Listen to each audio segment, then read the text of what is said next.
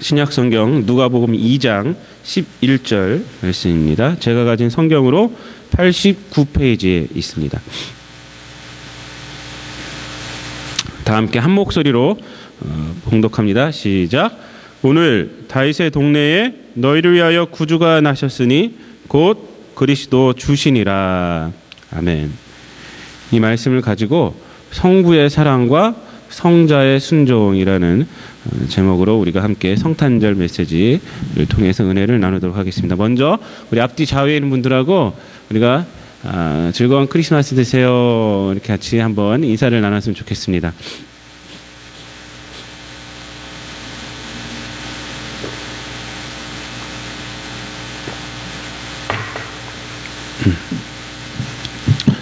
한 주간도 평안하셨습니까?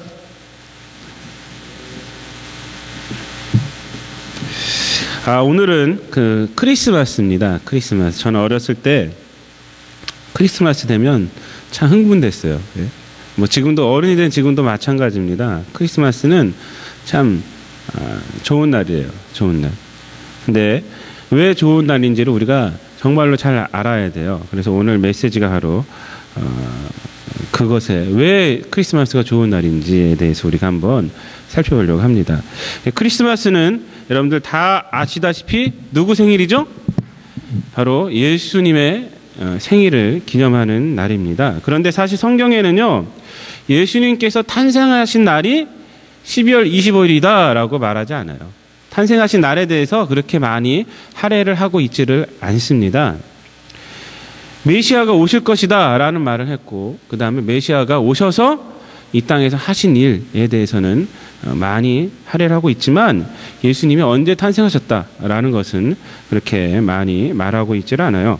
성경 메시지의 핵심은요, 예수님의 이 탄생에 초점을 맞추기보다는 예수님의 십자가의 죽으심 그리고 부활에 대해서 지금 초점이 맞춰지고 있어요. 그리고 예수님을 믿는 크리스찬들이 이 땅 가운데서 어떻게 살아야 하는가에 대한 초점이 많이 맞춰지고 있습니다. 그럼에도 불구하고 기독교 역사에서 예수님의 탄생을 지킨 이유가 있습니다.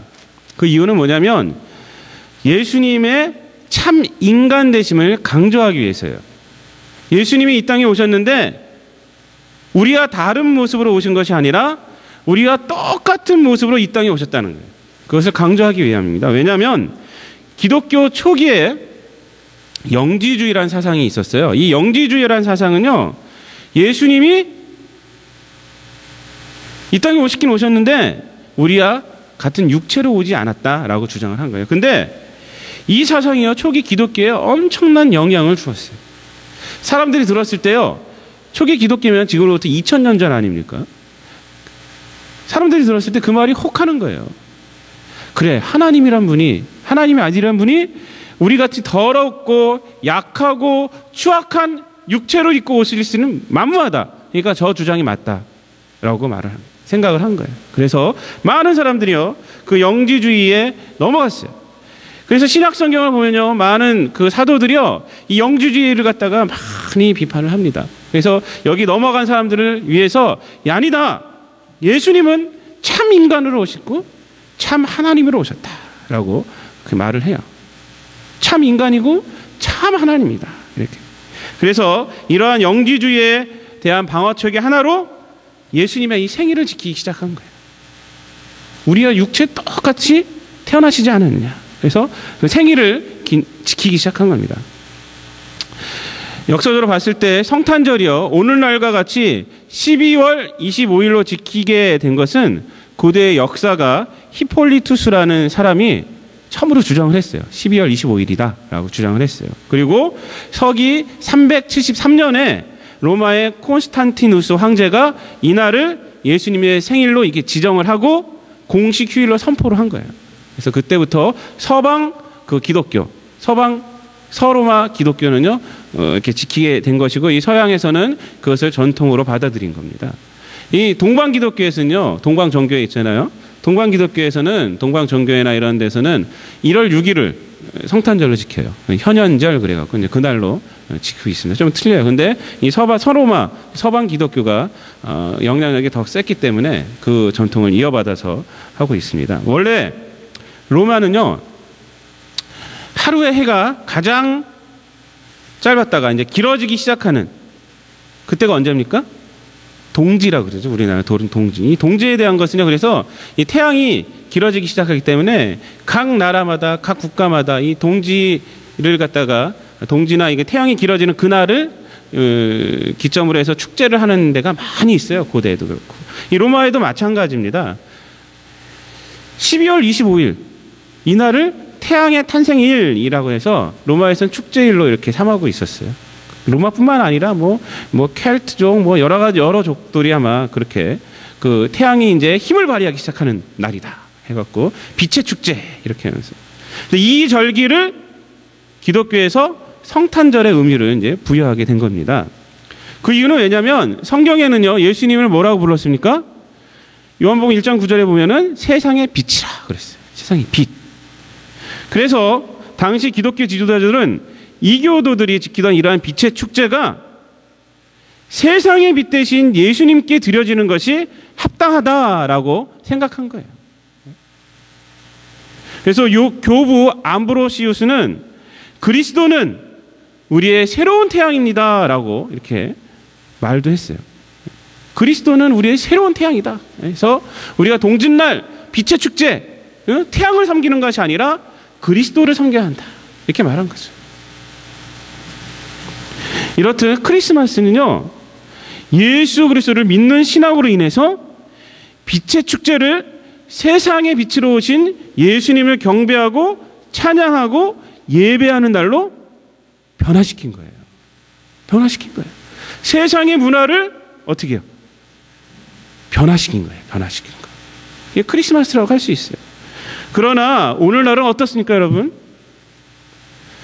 크리스마스는 예수님의 탄생과 이 땅에 오심을 감사하고 기념하고 찬양하고 예배하는 날이어야 되는데 이때가 지금 어떻게 되고 있어요? 이때가 지금 엉뚱한 사람들이 흥청망청하는 그런 시기가 되어버렸습니다. 예수님보다도 산타클로즈와 루돌프 사슴 화려한 장식이 더 세상을 요란스럽게 만드는 계절이에요. 많은 나라에서 이때가 되면 휴가철이 된다고 해요. 세상과 거리들은요 술 취함과 선물과 물건을 사고 파는 사람들은 북적북적 됩니다.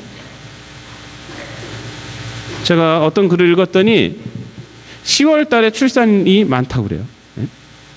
왜 그런가 했더니 12월 달에 놀아야 되기 때문에 그때 출산을 해야 된다는 거예요. 몸 풀고. 그 말이 뭐 정확한 말인지 어쩐지 모르겠는데 어떤 글에서 그랬죠. 크리스마스 때 놀아야 한다는 거예요. 더. 그때 세상이 다 흥청망청하니까 나도 놀아야 한다는 거예요. 그때. 그래서 그 이후에 출산하면 안 되고 그 이전에 10월달 이전에 출산하고 몸 풀고 그때 이제 놀아야 한다. 세상에 영향을 주어서 세상의 문화를 바꾸었던 크리스마스가 이제는 역으로 세상의 문화에 치여서 진정한 크리스마스의 의미가 없어져 버려요. 점점점 없어져 버리고 있어요. 더욱 문제인 것은 우리 기독교인조차 그렇게 되어버린다는 거예요. 그렇게 되어버린다. 세상에 태양을 섬기던 그런 문화를 예수님이 미칩니다. 그 문화로 바꿨는데 크리스마스를 정해놓고 그렇게 바꿔버렸는데 지금은 어떻게 됐어요?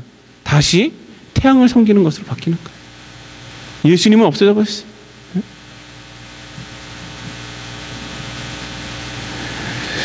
참으로 안타까운 것이에요. 우리 기독교인들조차 거기에 동조하면서 살아가고 있다는 것은요, 이건 말도 안 되는 겁니다. 말도 안 되는 거예요. 그래서 오늘 우리는 크리스마스에, 오늘 성탄절에 반드시 우리가 확인하고 점검하고 또 감사해야 할 것, 그것을 우리가 두 가지를 살펴보면서 우리가 우리의 신앙을 점검하고 크리스마스의 참 의미를 다시 한번 되새기는 시간을 갖고자 합니다. 첫 번째, 크리스마스는요, 하나님의 사랑에 우리가 감사하는 날이어야 돼요. 하나님의 사랑. 하나님의 사랑. 지난주에 하면 이제 어저께 주간을 말합니다. 지난주에 우리 아이들이 아파갖고 제가 캐나다 와서 처음으로 이머전시를 2번을 갔습니다. 한 주간에 이머전시 2번 간 건 처음이에요, 제가. 어저께 우리 민서 때문에 제가 설교 준비해야 되는데 갔다가 새벽 12시 넘어갔어요. 제가. 또 목요일 날 우리 준서가 또 아파갖고 열이 막 40도까지 올라가고 쟤도 40도까지 올라가 있고 약도 없고 해서 간 거예요. 근데 제가 어저께 이렇게 설교 준비를 해야 되는데 못하고 있으니까 마음에 부담이 굉장히 있는 거예요. 그래서 저희 이제 이머전시 들어가갖고, 이머전시 뭐 바로 들어갑니까? 거기 앉아갖고 1시간 반을 기다리고 들어가서 침대에 이렇게 눕혀놓고 이러면서 이렇게 쭉 쳐다보고 있는데 설교를 뭘 할까 이렇게 생각을 하면서 설교를 묵상하고 있는데 이런 생각이 탁 떠오르는 거예요. 우리를 위해 독생자를 보내신 하나님의 사랑은 정말 측량할 수 없는 사랑이다 라는 것을 깨달았어요. 제가. 왜냐하면 제가 아프니까, 민서가 아프니까 열일 다 마다하고 병원을 가는 거예요. 제가 설교 준비도 해야 되는데 그것도 일단 뒤로 제쳐놓고 병원 가는 거예요. 병원. 우리 민서 살리고자. 혹시 어떻게 될까 봐. 세상의 부모들은요, 아이들이 아프면 정신을 못 차려요. 정신을 못 차려요. 안 그렇습니까? 아이보다 더 중요한 것이 어디 있어요? 자기 자식보다. 누구나 그래요. 누구나. 제가 여기 오기 전에 국화꽃 향기라는 소설을 봤어요. 제가 그거 보면서 참 그때 센티멘탈 해갖고 눈물을 축축 흘면서 봤었는데 지금 아마 보라면 눈물은 안 날 것 같아요. 이 소설이 어떤 내용이냐면 여인이 이제 사랑하는 남자랑 결혼을 했어요. 근데 임신을 했는데 암이 발견된 거예요. 암이. 근데 항암 치료를 하려면 낙태를 해야 돼요. 근데 이 여인은 아이를 낳기로 결심을 합니다. 투병을 하고 죽기 살기로 아이 낳고 이 여인은 죽어요. 그리고 그 아이를 남편에게 준 거예요. 자기 몸보다 뱃속에 있는 이 아이가 훨씬 중요하다는 거예요. 훨씬 중요하다는 거예요. 모든 부모들 그렇잖아요. 모든 부모들의 마음이요, 자신의 생명보다 더 귀중하게 여기는 것이 있어요. 뭐예요 그것이?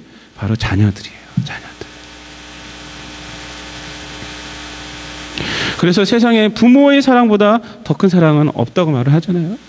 높고 높은 하늘이야 말든 하지만 나는 높은 게 또 하나 있지 하면서 말하는 게 뭡니까? 바로 부모님의 사랑 아닙니까? 아버지의 사랑, 어머니의 사랑. 사도 요한은요, 하나님의 사랑을 표현하는데 이 부모의 사랑을 빌었어요. 빌어갖고 우리에게 설명을 한 겁니다.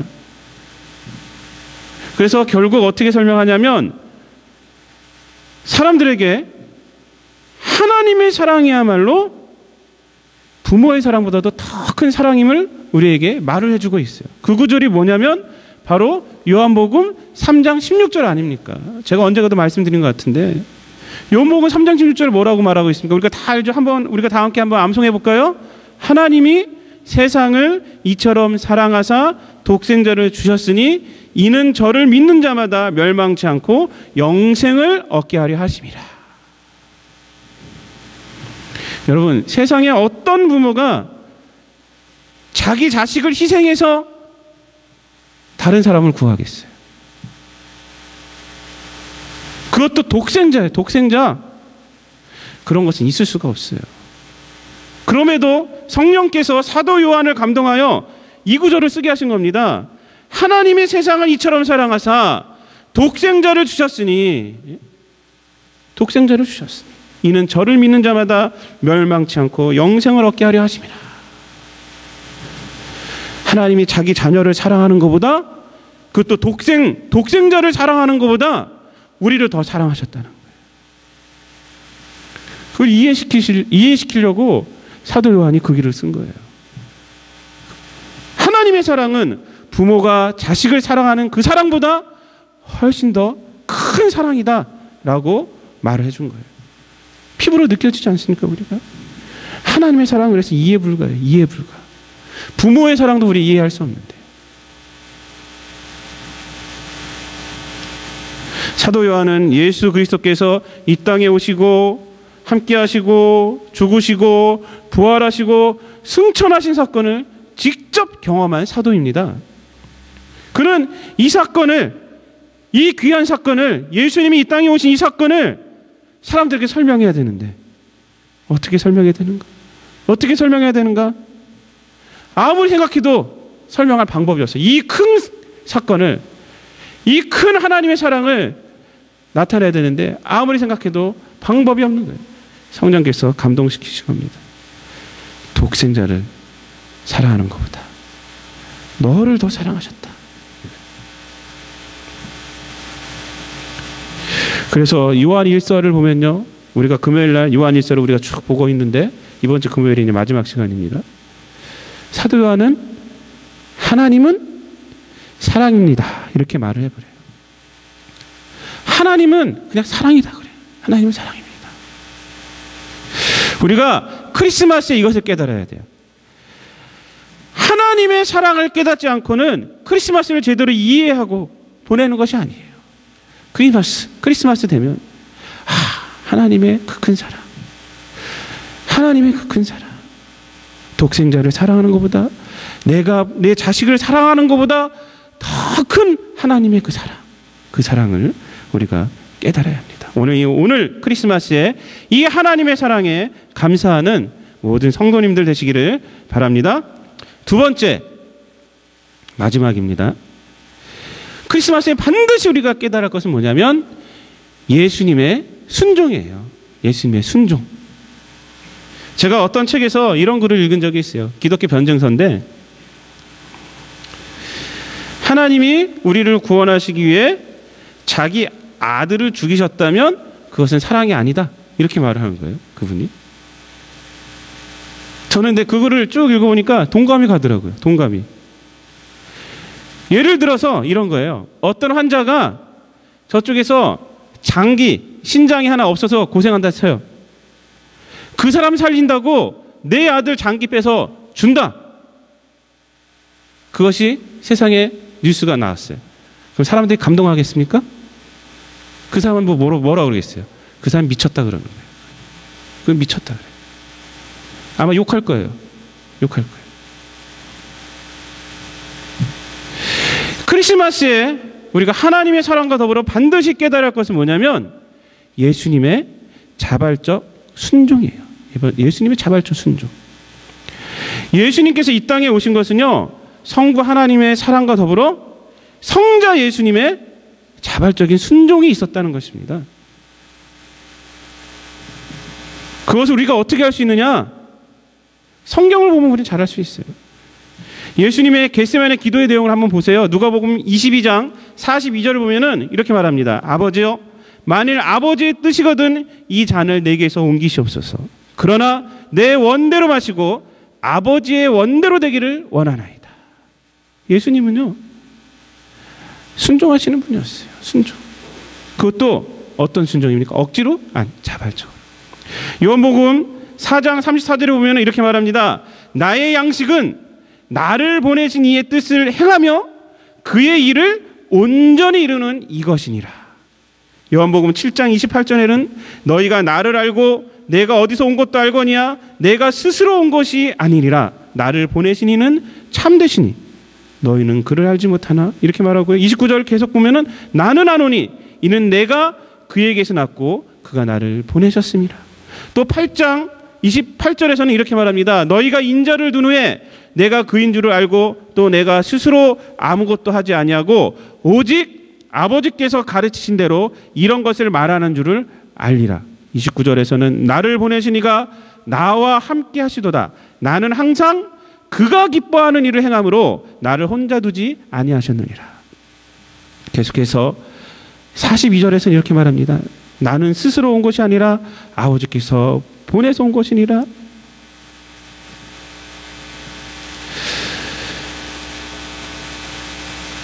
요한복음 9장 4절에서는 또 이렇게 말해요.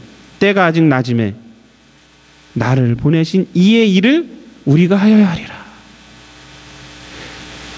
요한복음에서 계속 말하는 게 뭡니까? 예수님이 이 땅에 오신 것은요, 하나님 말씀에 자기가 순종해서 왔다는 것이에요.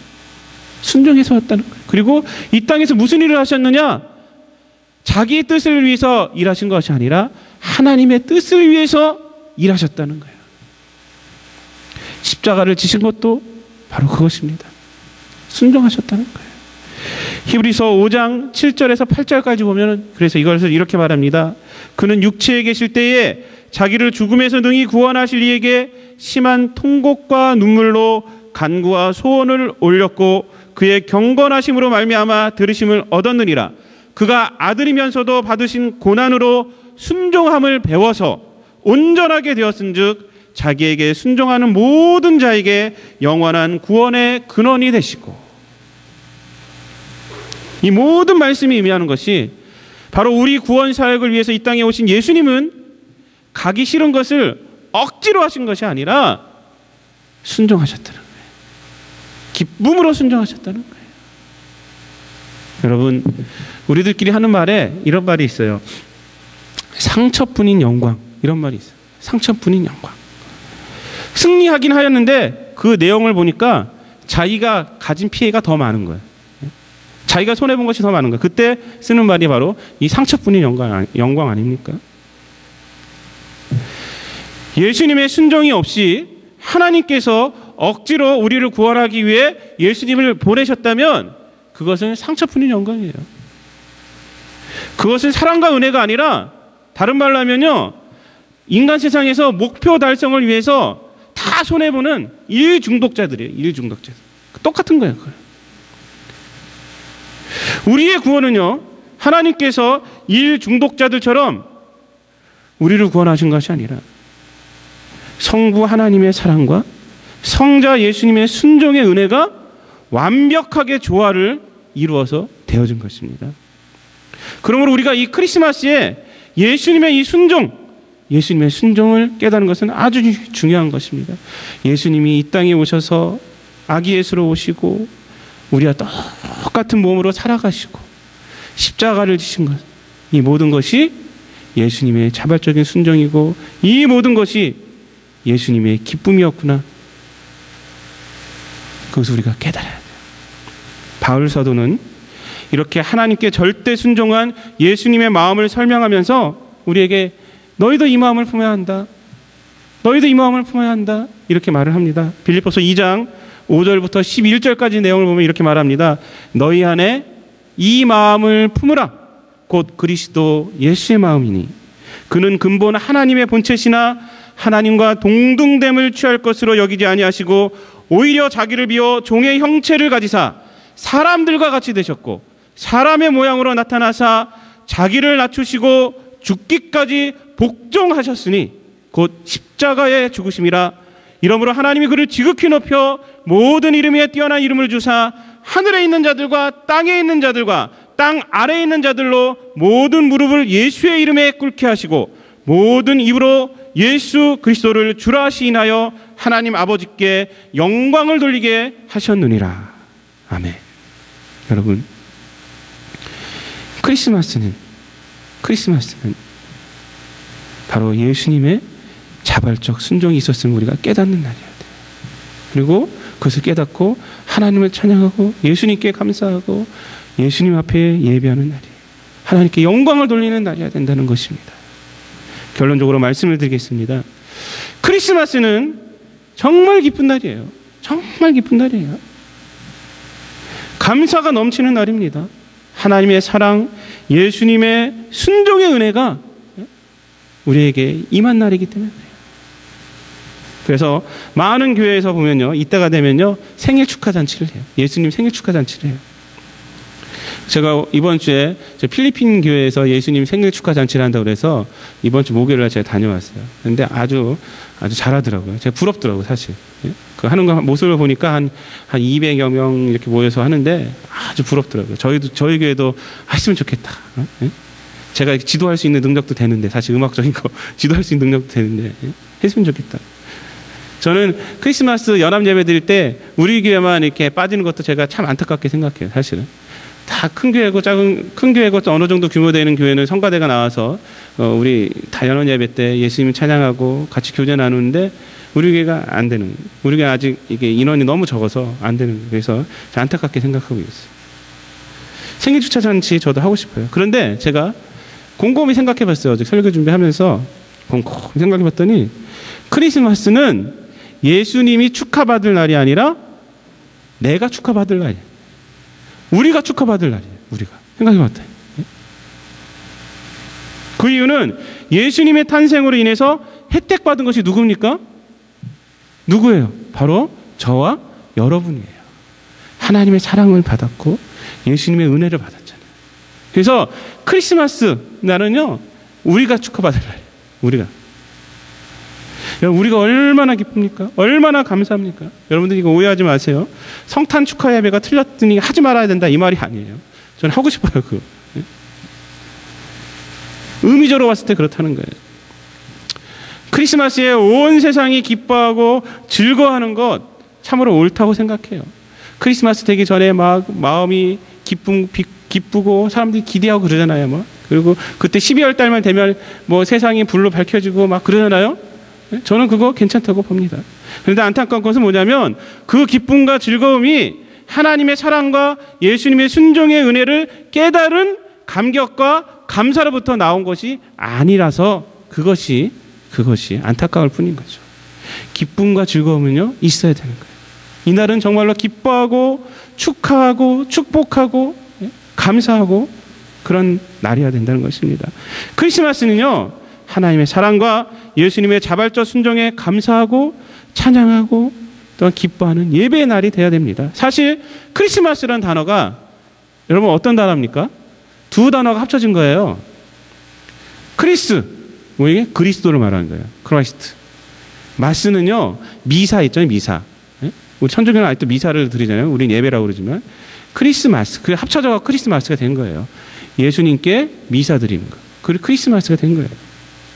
그러므로 크리스마스는요, 하나님의 사랑, 예수님의 순종의 은혜를 생각하며 예배를 드리는 것이 당연한 날입니다. 그런데 예수님께 예배하는 날이 사람이 중심이 되어버려 이제는 연인끼리 사랑을 나누고 또 연말연시와 겹쳐져 갖고 흥청망청하는 날이 되어버린 것이 너무나도 안타까운 것입니다. 세상은 어떨지 모르지만 우리 기독교인들은, 우리 빛과 소금교회 교인들은 크리스마스는 하나님의 사랑 또 예수님의 순종의 은혜가 있는 날이구나 그걸 생각하시고 기쁨과 감사가 충만한 그런 크리스마스가 되시기를 주님의 이름으로 축복을 드립니다. 기도하겠습니다.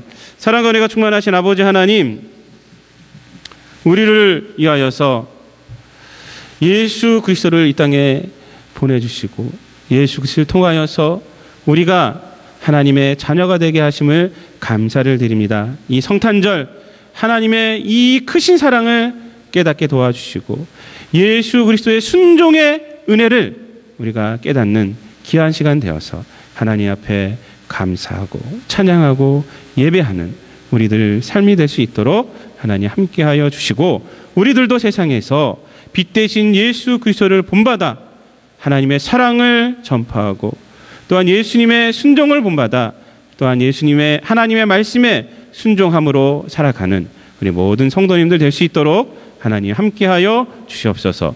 이 모든 말씀을 우리를 구원하신 예수님의 이름으로 기도드리옵나이다. 아멘.